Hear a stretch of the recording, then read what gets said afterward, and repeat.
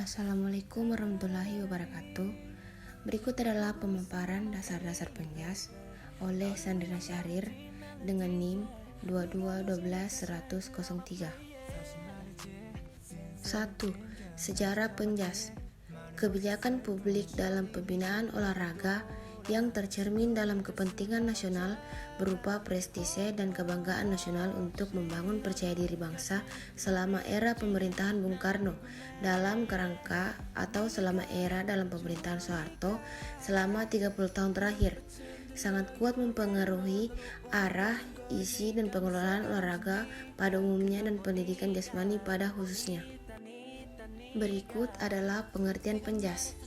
Pendidikan jasmani adalah proses pendidikan tentang dan melalui aktivitas jasmani, permainan, dan olahraga yang terpilih untuk mencapai tujuan pendidikan.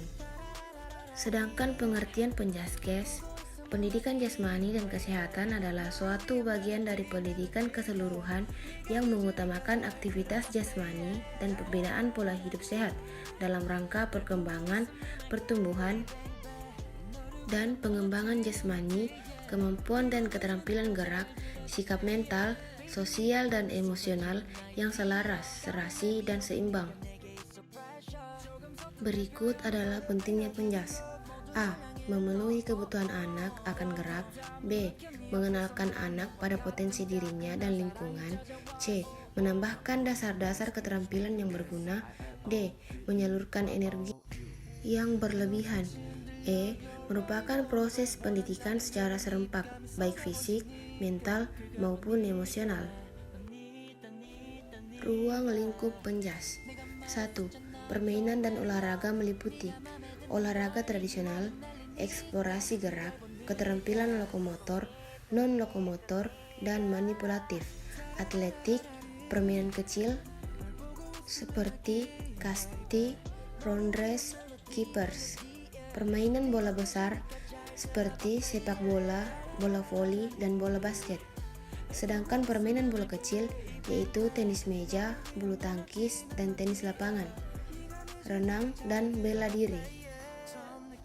Di slide selanjutnya ada aktivitas pengembangan sikap tubuh meliputi mekanika sikap tubuh, komponen kebugaran jasmani, dan bentuk postur tubuh.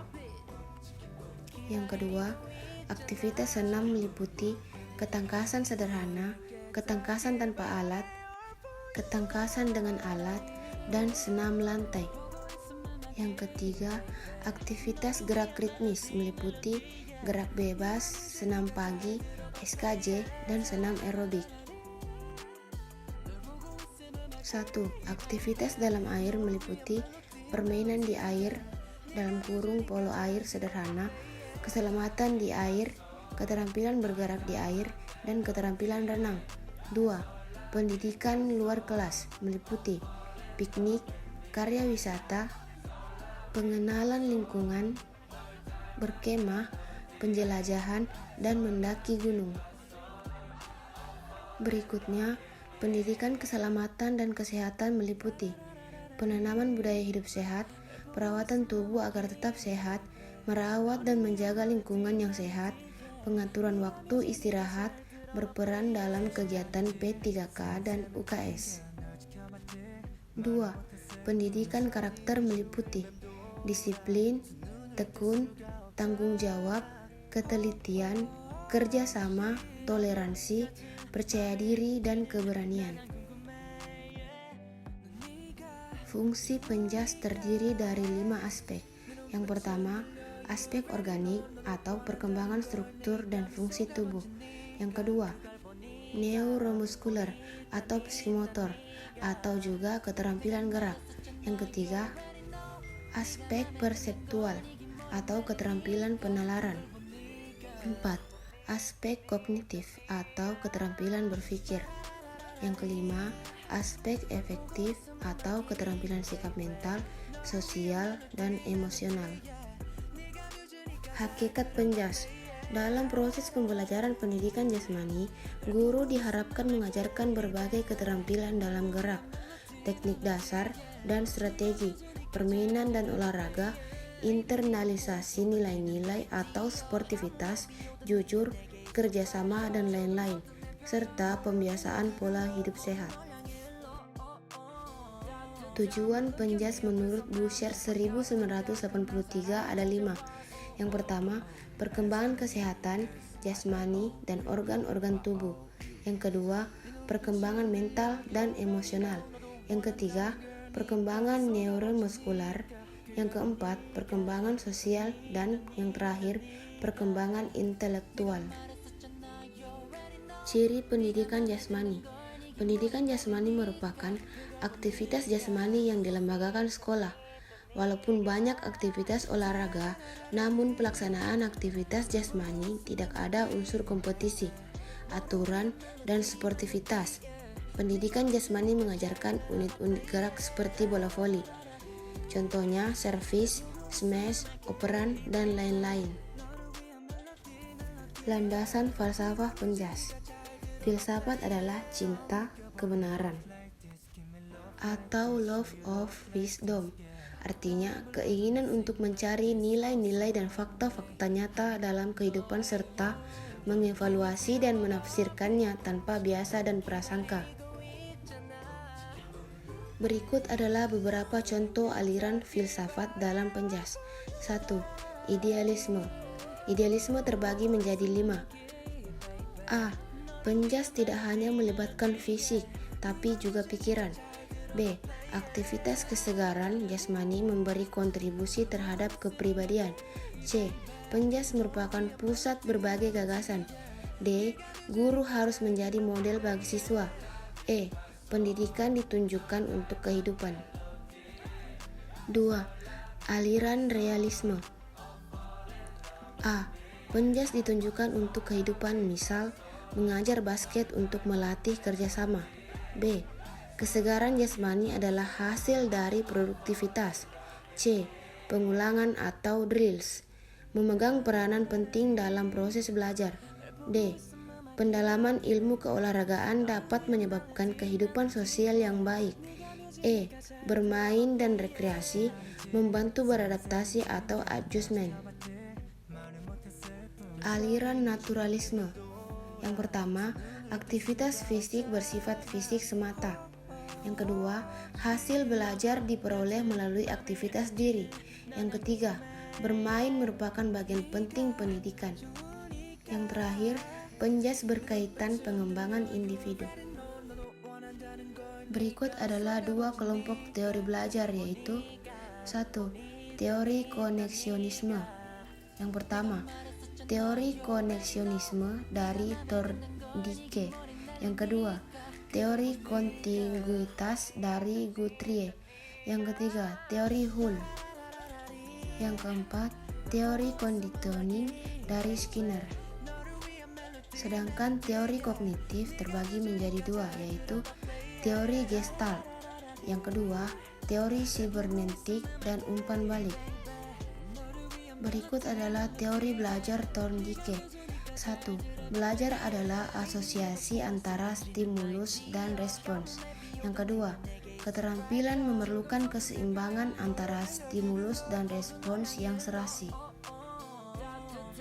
Agar proses belajar berjalan sukses, perlu memperhatikan 3 hukum ini.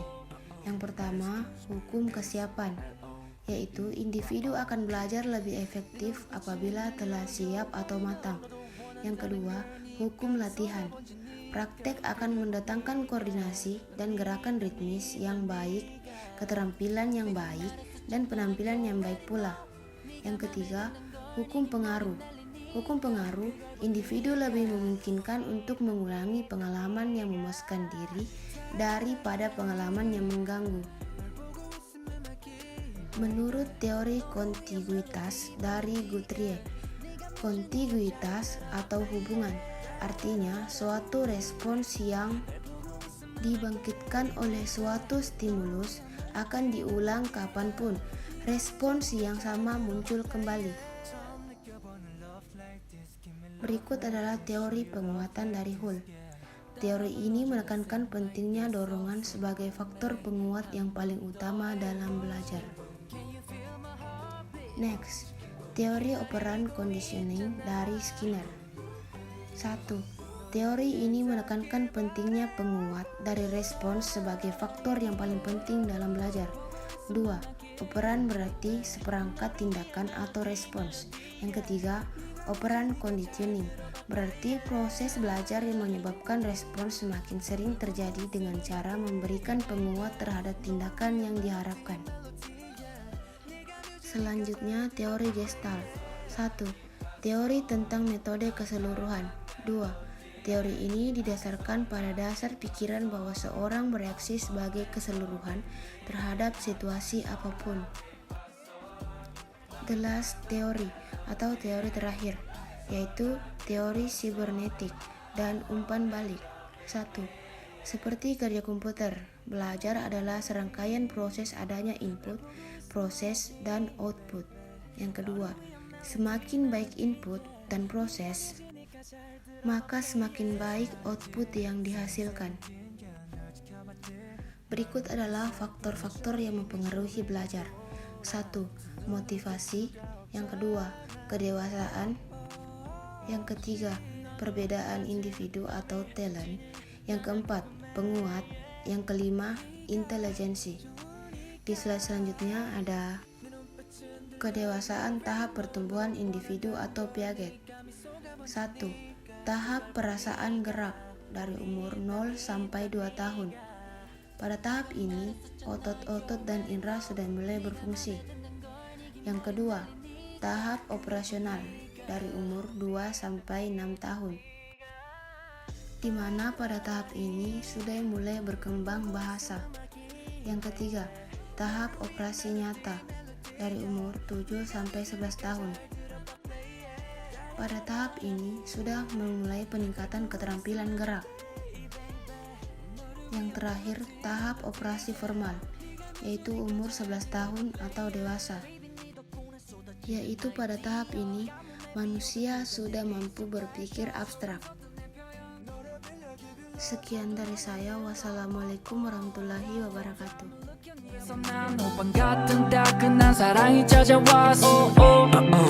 Excuse me, miss, I-L-O-V-E-Y-O-U